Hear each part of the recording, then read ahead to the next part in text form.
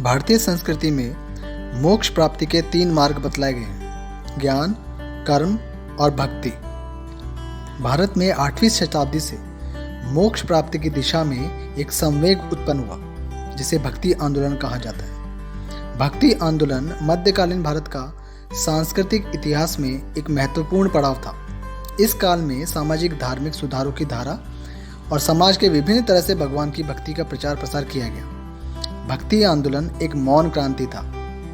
ईश्वर को पाने की लालसा और समाज में चल रहे आडंबर, धार्मिक पाखंड जैसे छुआछूत, मूर्ति पूजा, जातिवाद भक्ति आंदोलन के 2 मुख्य लक्षण हैं। भारत में भक्ति आंदोलन हिंदू और सूफी आंदोलन से जुड़ा हुआ है। भारत में भक्ति परंपरा जैसे वैष्णववाद, शैववाद, शाक्तवाद आदि पहले से चली आ रही थी। फिर भी शंकराचार्य के बाद यह पूरे भारत में फैलता चला गया। लगभग 800 ईस्वा पूर्व से 700 ईस्वी तक यह भारत और बाह्य भागों में फैल चुका था। लगभग 8वीं सदी में आदि शंकराचार्य का जन्म और उनका दार्शनिक विस्तार बेहद रोचक घटना है। शंकराचार्य ने बौद्ध, जैन दर्शनों पर कटाक्ष किया और वेदांत दर्शन से अद्वैत दर्शन का पुनः प्रसारण किया। उनके उपनिषदीय व वेदांत दर्शन का विस्तार के कारण उन्हें प्रच्छन्न बौद्ध कहा जाने लगा। 8वीं सदी और 9वीं सदी के मध्य शंकर ने भारत का भ्रमण कर हिंदू धर्म को पुनर्जीवन दिया और इन्होंने चारों दिशाओं में मठ स्थापित किए। दक्षिण में वैष्णव परंपरा का एक संगठित रूप 6वीं से 9वीं सदी के बीच दिखाई दिया। 12 संतों का समूह जो विष्णु या नारायण के उपासक थे, इन्हें अलवार कहा गया। इन 12 संतों में अडाल को छोड़ के सभी पुरुष थे, जिन्होंने भक्ति को समानता के अधिकार से जोड़ दिया। इनकी स्थानीय वाणी से भक्ति का प्रचार प्रबल हो उठा। इनकी वाणियों का संग्रह दिव्य प्रबंधम कहलाता है, जो तमिल में वेद माने जाते हैं। इस प्रकार समकालीन 6वीं से 8वीं शताब्दी में 63 संतों का समूह हुआ, जो तमिलनाडु में हिंदू भगवान शिव को समर्पित थे। इन्हें नयनार कहा गया। इनकी रचनाओं तिरुमलाई को भी तमिल वेद कहा जाता है। भक्ति आंदोलन में 12वीं सदी में बासव का प्रादुर्भाव एक महत्वपूर्ण घटना है। 12वीं सदी में बासव कन्नड़ भाषी क्षेत्रों में एक उग्र धार्मिक सुधारकों में से एक थे। ब्राह्मण होते हुए इन्होंने जाति और छुआछूत को नकार दिया। बासव के अनुसार लिंग, जाति व सामाजिक स्थिति की परवाह किए बगैर सभी को समान अवसर दिए जाने चाहिए, ताकि सभी मोक्ष की प्राप्ति कर सके। बासव ने शैववाद को प्रचारित किया और शिव को एकमात्र शक्ति माना। आगे चल के लिंगायत ने खुद को एक सुदृढ़ पंथ के रूप में स्थापित कर लिया। रामानुज भक्ति आंदोलन के प्रथम महान वैष्णव संतों में से एक थे, जो 12वीं शताब्दी के प्रारंभिक काल में हुए थे। बचपन में वे कांची पढ़ने गए और अपने गुरु यादव प्रकाश से अद्वैत दर्शन से मतभेद करने लगे। शंकर के अद्वैत दर्शन से मतभेद के बाद उन्होंने श्री भाष्यम में विशिष्ट अद्वैतवाद का दर्शन दिया और उन्होंने 11वीं से 12वीं सदी में पूरे भारत का भ्रमण कर इसे प्रचारित किया। रामानुज ने अपना विशिष्ट अद्वैत सिद्धांत पूरे भारत में भ्रमण कर फैलाया। उन्होंने प्रत्येक मुख्य वैष्णव मंदिर की यात्रा की। इस तरह रामानुज भारत में तीर्थ यात्रा को स्थापित करने वाले संत भी हुए। 13वीं सदी में महाराष्ट्र में भक्ति आंदोलन कन्नड़ व तमिल वैष्णववाद का प्रसार था, परंतु वैष्णववाद यहाँ विठोबा के रूप में फैला। कालांतर में वैष्णववाद और तीर्थ यात्रा महाराष्ट्र के भक्ति आंदोलन की मुख्य विशेषता बन गई। विठोबा की भक्ति वरकारी पंथ, हरिदास पंथ, पुष्टि मार्ग पंथ जैसे मार्गों में बढ़ गई। महाराष्ट्र में अनेक समाज सुधारक संत पैदा हुए, जैसे निम्बार्क, संत तुकाराम, समर्थ रामदास, बहनाबाई, संत नामदेव और बहुत सारे समाज सुधारक संत। निम्बार्क संभवतः पैठन में जन्मे थे। बाद में वे अपने माता पिता के साथ मथुरा चले गए। इन्होंने कुमार संप्रदाय बनाया, जो द्वैत अद्वैत विचारों पर आधारित था। निम्बार्क को उनके अनुयायी भगवान विष्णु के हथियार सुदर्शन के रूप में भी मानते हैं। 13वीं सदी में संत नामदेव भक्ति आंदोलन के निम्न जाति के पहले ऐसे संत थे, जिन्होंने महाराष्ट्र में अध्यात्म और विश्वास भर दिए। संत नामदेव ने भी व्रत, मूर्ति पूजा, तीर्थ यात्रा जैसे आडंबरों को अनावश्यक बताया। नामदेव मानते थे कि प्रेम से हरि का नाम जपने से ही मोक्ष मिल सकता है। सिख लोग नामदेव को भगत बोला करते थे और 15वीं शताब्दी में सिख धर्म की स्थापना के बाद 1604 में इनकी वाणी गुरु ग्रंथ साहिब में शामिल की गई। संत तुकाराम भी एक कथित निम्न जाति में पैदा हुए थे, जो विठोबा के भक्त थे। संत तुकाराम ने भी मूर्ति पूजा, वैदिक रिवाज, तीर्थ यात्रा आदि को नकार दिया। शिवाजी संत तुकाराम के प्रशंसक थे। संत रामदास का धार्मिक जीवन भी स्मारकी कार्यों के साथ साथ विभिन्न विज्ञानों और कलाओं को एकीकृत करने के प्रयास में चला गया। समर्थ रामदास की शिक्षाओं से शिवाजी बेहद प्रेरित थे। गुजरात में भक्ति आंदोलन 15वीं शताब्दी में पहुंचा। नरसिंह मेहता या नरसिंह भगत गुजरात और भारत के 15वीं शताब्दी के कवि संत थे जो वैष्णव काव्य के प्रतिपादक थे। वे विशेष रूप से गुजराती साहित्य में पूजनीय। नरसिंह मेहता ने वैष्णव जन तो तेने कहिए हरि भजन का निर्माण किया जो गांधी जी को भी अत्यंत प्रिय था। मध्य भारत में भक्ति आंदोलन 15वीं से 16वीं शताब्दी तक पहुंच चुका था। मीराबाई, रामानंद, कबीर, तुलसीदास, संत रैदास, दादू, वल्लभाचार्य आदि महान संत पैदा हुए। रामानंद पहले वैष्णव संत थे जिनका जन्म उत्तर भारत में हुआ था। अपनी प्रारंभिक शिक्षा प्रयाग के बाद वे बनारस चले गए, परंतु बनारस जाके उनके विचार बड़े क्रांतिकारी हो उठे। रामानंद ने राम की भक्ति का प्रचार किया, स्त्रियों और शूद्रों को बराबर स्थान दिया, जो एक क्रांतिकारी कदम था। रामानंद के 12 शिष्य प्रमुख हैं, जिनमें पीपा, कबीर, नरहरि, पद्मावती आदि प्रमुख हैं। यद्यपि रामानंद ने जाति व्यवस्था को नहीं तोड़ा, फिर भी शूद्रों और स्त्रियों को उचित स्थान देकर उन्होंने क्रांतिकारी कदम उठाया। 15वीं शताब्दी में कबीर एक निर्गुण भक्ति के संत हैं, जो साथ ही बड़े तार्किक सामाजिक सुधारक भी हैं। उन्होंने तार्किक होकर धर्म के आडंबर पर प्रहार किया, हिंदू मुसलमानों में समन्वय स्थापित किया।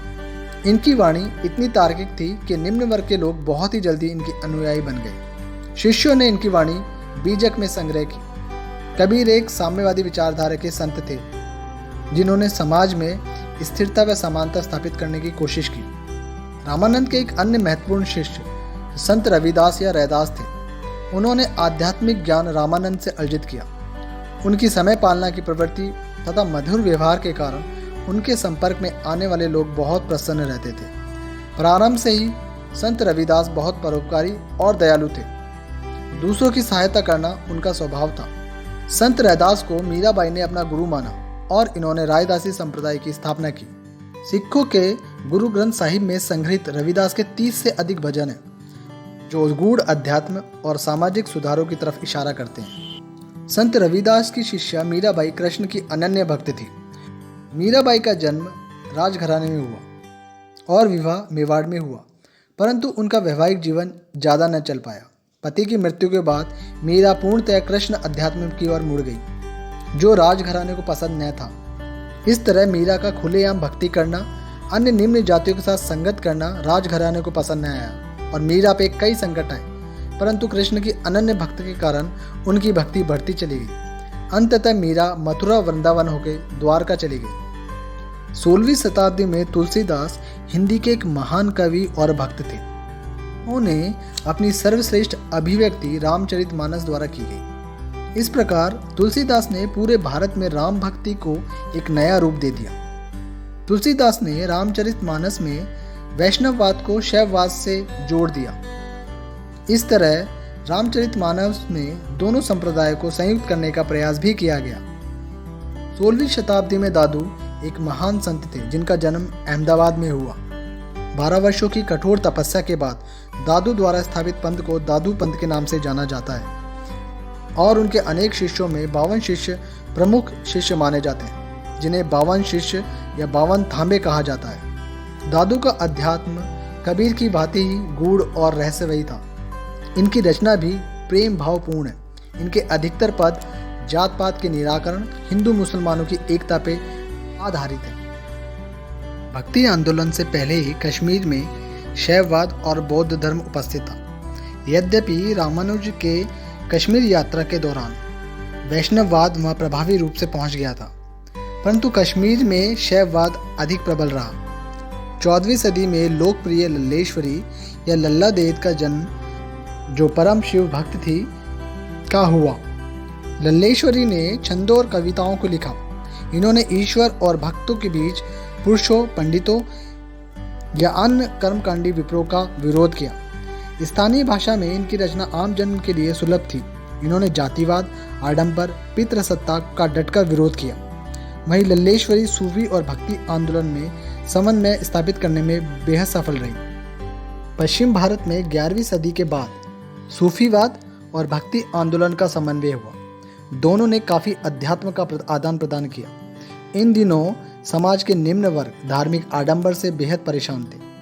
सूफीवाद भक्ति आंदोलन ने समाज में काफ़ी सुधार की मांगे की, जिनसे निम्न वर्ग, छोटे व्यापारी, महिलाएं आदि को काफ़ी राहत पहुंची। इसी बीच गुरु नानक का जन्म तलवंडी में हुआ, जिन पर स्पष्ट रूप से भक्ति व सूफीवाद का प्रभाव था। उन्होंने साधु संगत की, लंबी पदयात्रा की और समाज को सरल बनाने का प्रयास किया। गुरु नानक ने धार्मिक कर्मकांडों व आडंबर को पूरी तरह से नकार दिया और आम जीवन को सरल बनाने का संदेश दिया। गुरु नानक पर कबीर, रैदास, दादू, बाबा रूमी, बाबा फरीद आदि का स्पष्ट प्रभाव दिखाई देता है। गुरुबाणी ने इनके छंद शामिल किए इसकी पुष्टि करता है। अंततः एकेश्वरवाद को अपनाकर नानक ने एक सरल व आडंबरहीन धर्म सिख धर्म की स्थापना की। ज्ञान प्राप्त करने के बाद गुरु नानक ने अपनी यात्राएं शुरू की, जिन्हें उदासी कहा जाता है। इसका उद्देश्य जीवन को सरल बनाना था। गुरु नानक ने भारत के उत्तर, पश्चिम, दक्षिण तक, मक्का मदीना से श्रीलंका तक की यात्राएं की। पूर्वी भारत के भक्ति आंदोलन में चैतन्य महाप्रभु का नाम प्रमुख है। चैतन्य महाप्रभु को गौरंग भी कहा जाता है। ने कृष्ण भक्ति को एक नया आयाम दिया। इनकी मंत्र मुग्धता ने लोगों को आकर्षित किया। इनके द्वारा राधे राधे, हरे कृष्ण हरे राम पश्चिमी जगत तक विख्यात हो गए। चैतन्य ने भक्ति रस के संचार के लिए उत्तर और दक्षिण के कई महत्वपूर्ण वैष्णव मंदिरों के दर्शन किए, जैसे जगन्नाथपुरी, श्रृंगेरी, द्वारका, हरिद्वार, वृंदावन, काफ़ी जगह यात्राएं की। चैतन्य महाप्रभु ने वैष्णवों के गौड़ीय संप्रदाय की आधारशिला रखी। भजन गायकी की एक नई शैली को जन्म दिया, एक नई व्याकरण बनाई। राजनीतिक अस्थिरता के दिनों में हिंदू मुसलमान एकता की सद्भावना को बल दिया। जाति पाति, ऊंच नीच की भावनाओं को दूर करने की शिक्षा दी और विलुप्त वृंदावन को फिर से बसा दिया। 14वीं और 15वीं शताब्दी के बीच असम में शंकर देव का जन्म हुआ। शीघ्र ही भक्ति रस में मग्न होते हुए इन्होंने भारत भ्रमण शुरू किया। तीर्थ यात्रा से लौट के जब ये अहोम राज में चले गए तो वहाँ कई ब्राह्मणों व कर्मकांडी विप्रों ने इनका तिरस्कार करना शुरू किया। शंकर ने उत्तर पूर्व भारत में कृष्ण और वैष्णव भक्ति का प्रचार किया। असम क्षेत्र में यह काफ़ी लोकप्रिय हो गई, परंतु शंकर देव की कृष्ण भक्ति थोड़ी सी अलग है। इसमें न तो मूर्ति पूजा है, न कृष्ण के साथ राधा की भक्ति। साथ साथ इस संप्रदाय में दीक्षा की व्यवस्था भी नहीं थी। इस प्रकार 8वीं शताब्दी से शुरू हुआ भक्ति आंदोलन पूरे भारत व भारत के बाह्य क्षेत्रों में फैल गया, जिसने समाज सुधार और आध्यात्मिक विकास की आधारशिला रखी। प्लीज़ इस वीडियो को लाइक, शेयर और सब्सक्राइब कीजिए।